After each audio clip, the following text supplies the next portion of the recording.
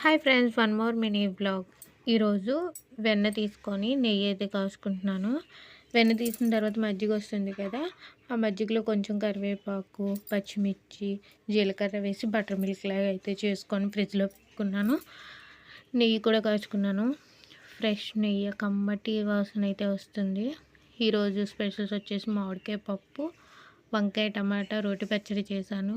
ఇలా రోటి పచ్చడిలో కమ్మటి నెయ్యి వేసుకొని తింటే రుచి అదిరిపోతుంది కదా, నాకైతే చాలా ఇష్టం. ఈరోజు దేవుడి మందిరం అంతా కూడా నీట్గా క్లీన్ చేద్దాం అనుకుంటున్నాను.